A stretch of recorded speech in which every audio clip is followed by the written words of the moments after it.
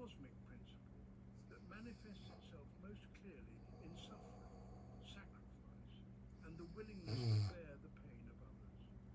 For Dostoevsky, love in this ultimate sense is identical with God, and the capacity for such love is what makes human beings capable of redemption.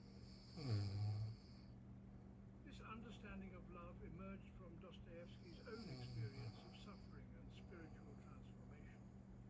During his years in the Siberian prison camp, he witnessed the worst aspects of human nature, but also moments of unexpected compassion and self-sacrifice.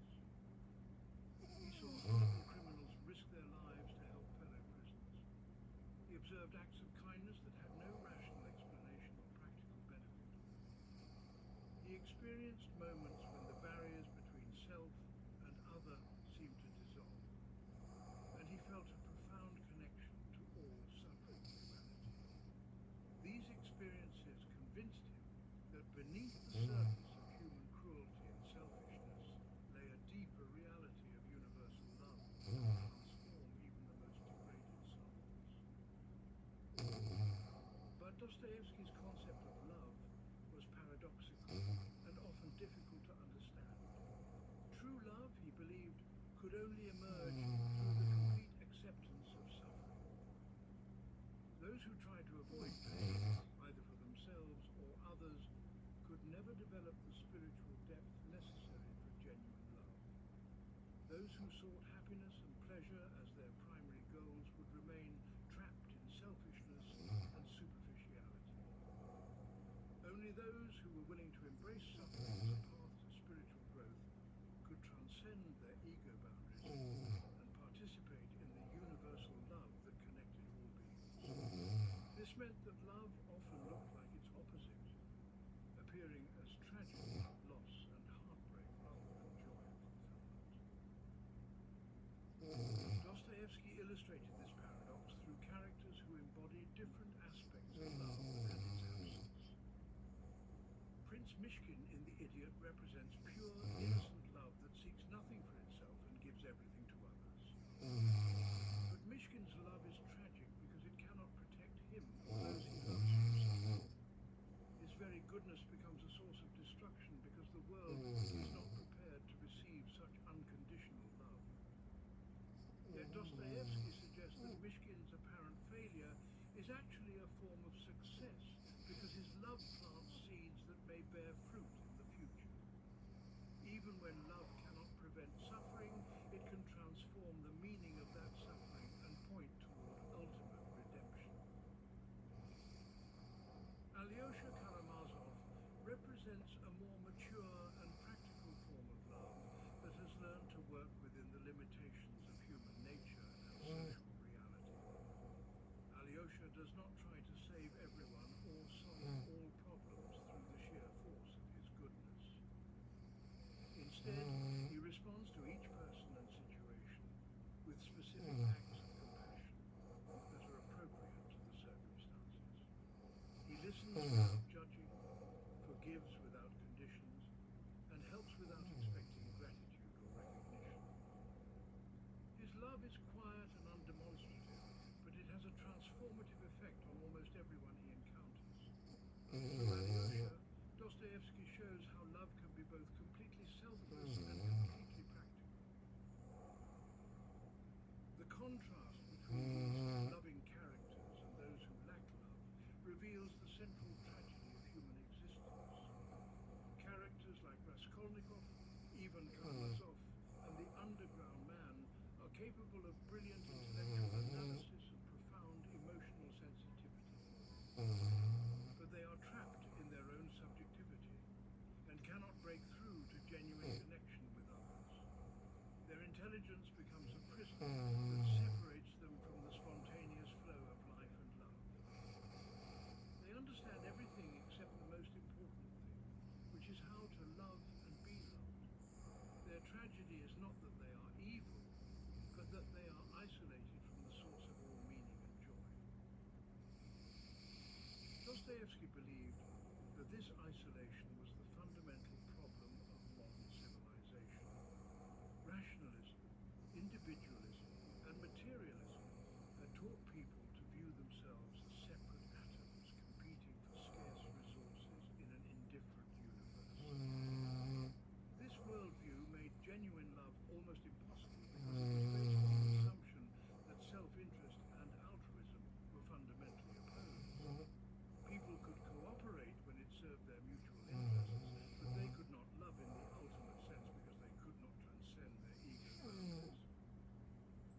result was a civilization that was technologically advanced but spiritually impoverished, capable of great achievements but incapable of purpose or meaning.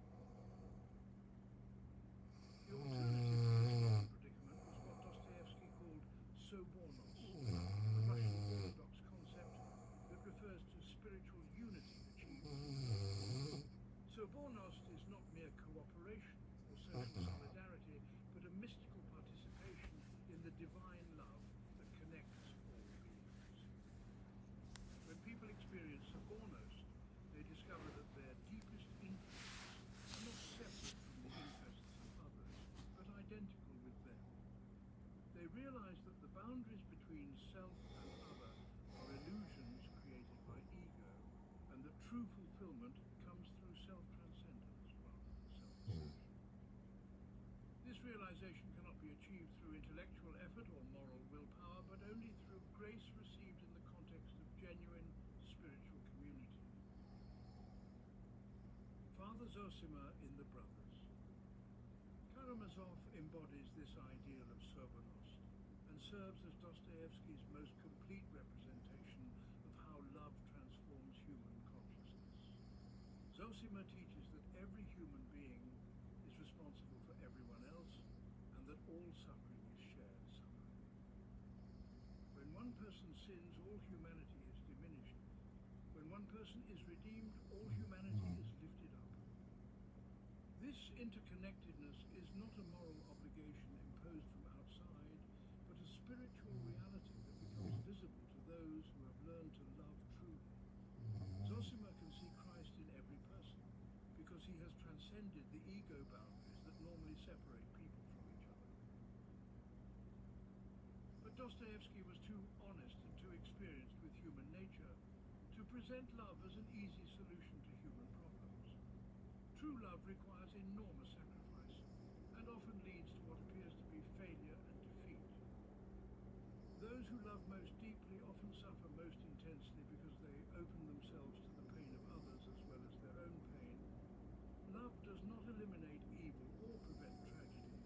It transforms the meaning of evil and tragedy by placing them in the context of ultimate redemption. This transformation is real and profound, but it often invisible to those who judge by worldly standards of success and failure. Dostoevsky also understood that love could be corrupted and perverted in various ways.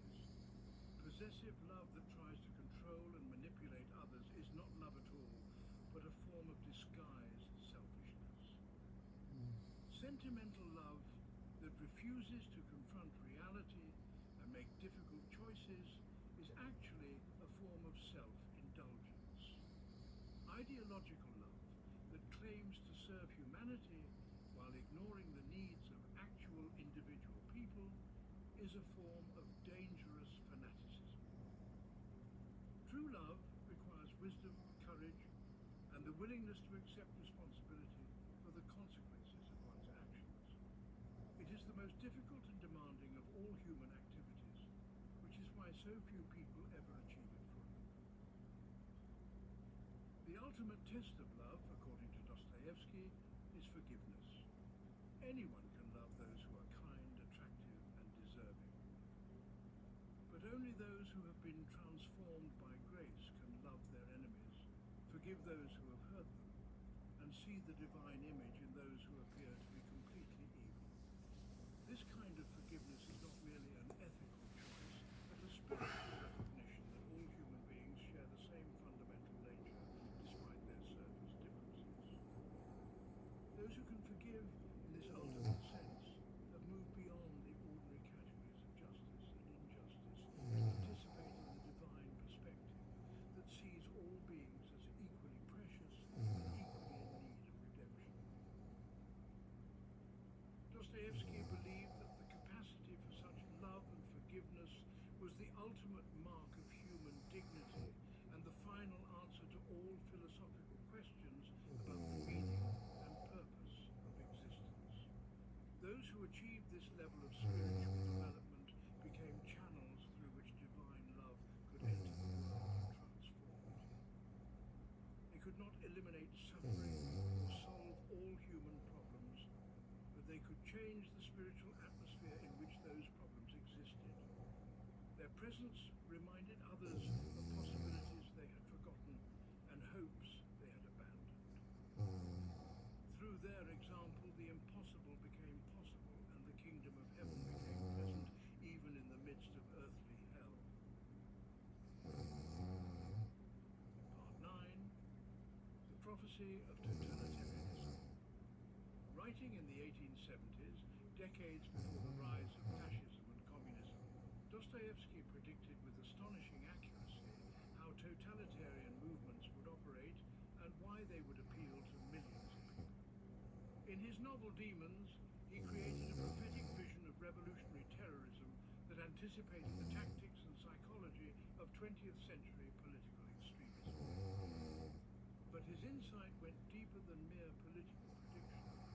He understood the spiritual and psychological roots of totalitarianism and why modern civilization was inevitably moving toward unprecedented forms of tyranny. His warnings were ignored by most of his contemporaries, who viewed his political novels as hysterical overreactions to minor social problems. History proved that Dostoevsky was not hysterical. The central insight behind Dostoevsky's political prophecy was his understanding that totalitarianism emerges not from traditional authoritarianism, but from the collapse of traditional beliefs and institutions. Traditional tyrants